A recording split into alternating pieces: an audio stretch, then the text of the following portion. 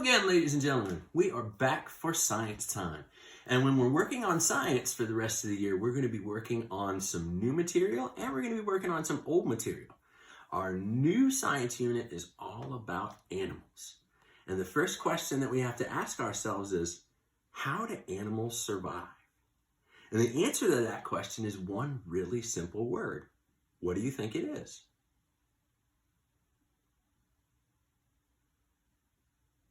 That word is adaptations. Do you ever think about how animals survive in the wild? There's so much they need to do. They need to find food to eat.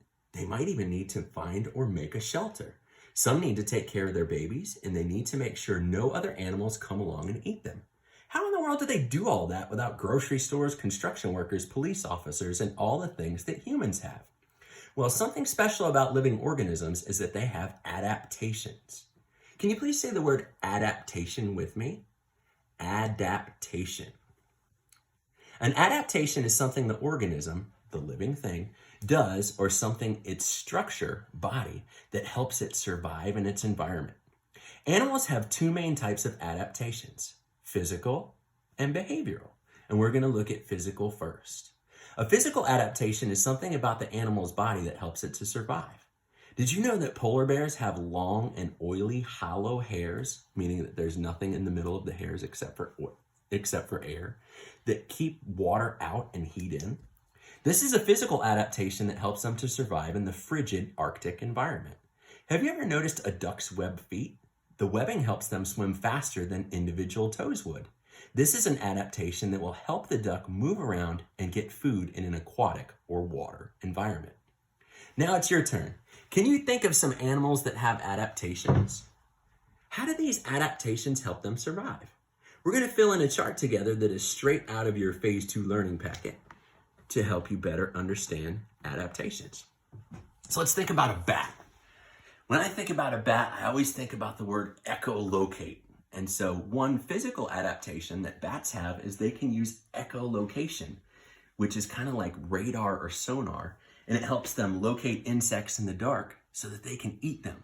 Because really, the biggest question in nature for survival is, what am I going to eat, and is somebody going to eat me? Now let's think about a bald eagle, America's national bird. Bald eagle has sharp talons or claws that they can dive down into the water with and snatch up a fish. Now, how would it help that animal survive? Well, you gotta eat to live. So if the bald eagle didn't have those talons, they would have to find a different way in order to catch their prey. Now it's your turn. A frog. What kind of physical adaptation does a frog have? And this is one of those questions where there's way more than one right answer, so be creative when you think about a physical adaptation of a frog.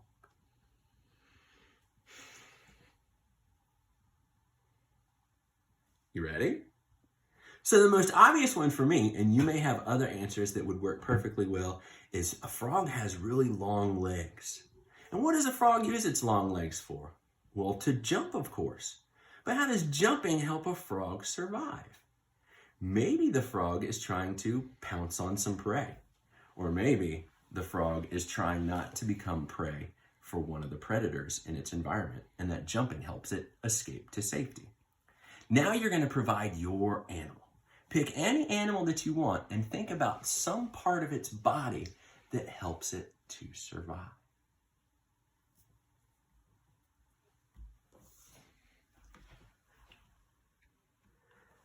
One really special type of physical adaptation that you've heard about before is camouflage.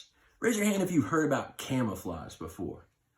Raise your hand if you have clothes that could be considered camouflage as well. Come on, this is Hanover. I know you have it. Camouflage is when an animal's body color or pattern blends in with its environment. Camouflage is good for both predators and prey.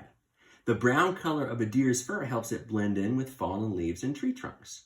A tiger's stripes hide it in light and shadows as it stalks its prey. Think of two examples of animals that use camouflage and complete the following table based on the animals that you choose.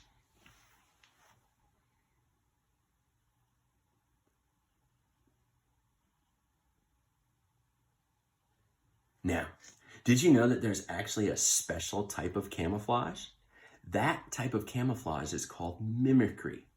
Mimicry is when an animal's appearance copies or mimics another organism. Have you heard the word mimic before? Maybe you have a younger brother or sister, or maybe you're that younger brother or sister who likes to mimic you. For example, they might say they repeat the same things that you say after them. For example, I want a red balloon. Little brother or sister, I want a red balloon. That's a form of mimicking. In nature, it's a little bit different. Since many animals are mimicking more dangerous animals, predators will usually leave them alone. What a great survival technique. Let's take a look at some examples of that. Let's look at this first picture together. When I look at that picture, I see a snake, but it's actually a caterpillar. Many types of caterpillars mimic the head of a snake with their bodies. Bird probably doesn't want to go after a snake, but it would love to have a caterpillar as a snack. What a great defense mechanism for this animal. Our next picture shows a moth. Some moths have eye spots on their wings to mimic the eyes of a bird, like an owl. Imagine how much bigger this moth looks if you thought that that was just the face and those were the eyes. Next, we're going to look at snakes. You're welcome, Elijah. The king snake on the top is non-venomous, which means it is not poisonous, but it mimics the coral snake on the bottom that is venomous. And whenever I see a snake that looks like either one of these, I back away from it and give it its space because I always assume that it is the coral snake. And finally, the viceroy butterfly on the bottom of this picture mimics the monarch butterfly on the top. The monarch tastes terrible. The viceroy apparently doesn't, but tries to look like the monarch butterfly so that it does not become a delicious snack. Now, I found this really cool book called Where Else in the Wild? And it's all about finding camouflaged creatures. And you're going to be challenged to see if you can find the creatures hidden in these pictures. Let's try our first one.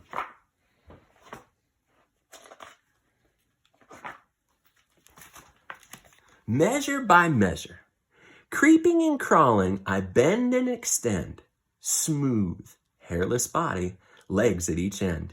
Green as these tendrils of curlicue vine, standing immobile at danger's first sign.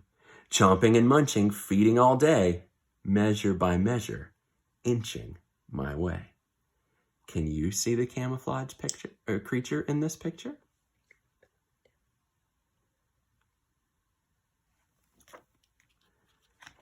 Ta-da!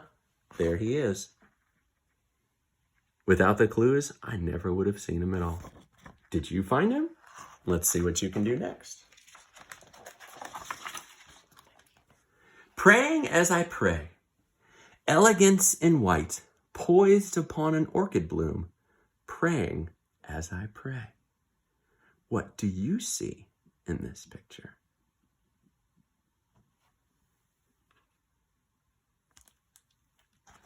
And there he is. There's really no better example of mimicry than this insect who's mimicking a plant to hide itself from predators. This one's always fun. One great bound. I'm fast and strong, my feet are long, and when I'm on my way, in one great bound, I leave the ground, then land 10 feet away. When cold winds blow, I match the snow, my fur's a soft white gown. But then I molt and change my coat, by summer I've turned brown. Do you see me? 5, 4, 3, 2. Ta-da! If I was walking, I could have stepped on that thing. I never would have seen it. Let's try another. Harbinger. In wintertime, when ponds and rivers freeze, I hibernate beneath the bark of trees. When warm days come, I wake and start to sing. I'm often called a harbinger of spring. To find a mate, I make a peeping sound by puffing out my throat until it's round. I'm known for chirping loudly through the night. To find me, use your hearing, not your sight. Do you see it? 5, 4, 3, 2, 1. Ta-da! Next, garbage collectors. We live underwater in creeks and in brooks. When frightened, we hide under rocks or in nooks. We swim only backwards. We see where we've been. And as we get bigger, we shed our old skin. Losing a leg is no problem for us. We just grow a new one without any fuss. We've got 8 little legs, plus 2 that are jumbo. Some folks like to eat us. They put us in gumbo. We scavenge for food. We're garbage collectors. But don't get too close. We're fearsome protectors. If fingers or toes come within half an inch, they're going to suffer a terrible pinch. Do you see me? 3, 2, 1. Bing.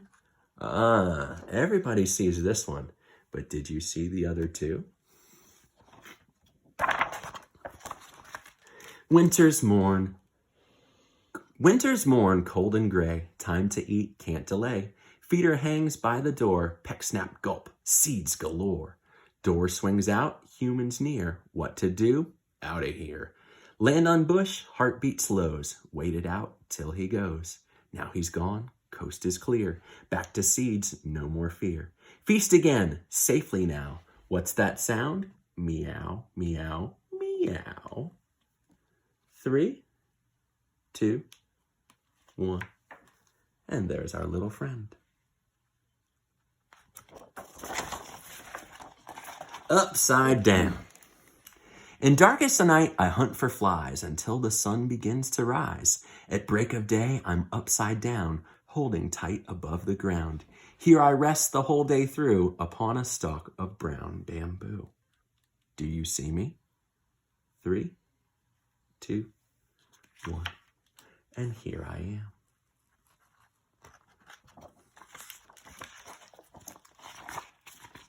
Question and answer. What looks like a leaf but has wings, legs, and eyes? An insect that hides with a clever disguise. How does it manage to fool us like that? It's totally green and its abdomen's flat. A remarkable bug? How else is it shrewd? To resemble a leaf, it appears to be chewed. But an insect must move. Does it amble with ease? It sways when it walks like a leaf in the breeze. Does this really exist? Can you show it to me? Just look at the picture. Sharp eyes will find 3. Can you find 3? 5, 4, 3, 2, 1. 1, 2, and 3. Take a close look. There's Mickey and Minnie as cute as can be, and 3 in a song who simply can't see. There's Debonair Stewart who wins with his charm, and visiting cousins from city and farm.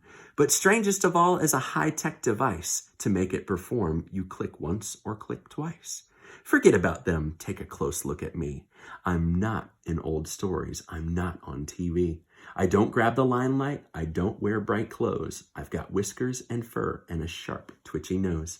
My color's called Mousy, it helps me survive. If I keep out of sight, I might stay alive.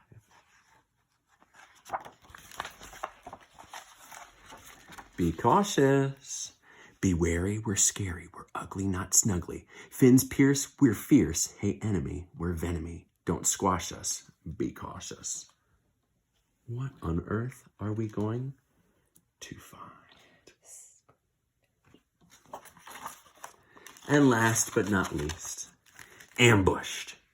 Bug, ambush. Bug, ambush, bug, ambush, bug, ambush, bug, ambush, ambushed.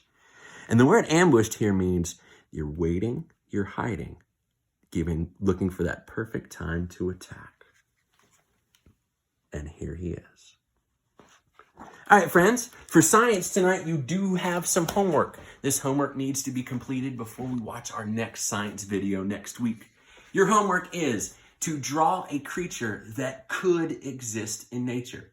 Doesn't have to be a real animal, can be a real animal, but it can't be one of those like magic fantasy type animals. So if you're gonna draw a fire-breathing dragon that flies around in the sky, I might have a problem with that. If you're gonna draw a Komodo dragon That would be an excellent way to do it. What you're going to do after you draw this creature is you are going to point out and label 2 of its physical adaptations. We talked about the eagle's claws. We talked about the bat being able to echolocate. What can your creature do to survive? Just a reminder, homework tonight, draw a creature. It can be real or it can be imaginary, but it needs to be something that could really exist in nature. This is one part of one of the science projects that we're going to be doing this year. Once you have drawn your creature, please label 2 physical adaptations that help it to survive. And then tell me underneath how those adaptations help it to survive. If you have any questions, just let me know. Thank you. Goodbye.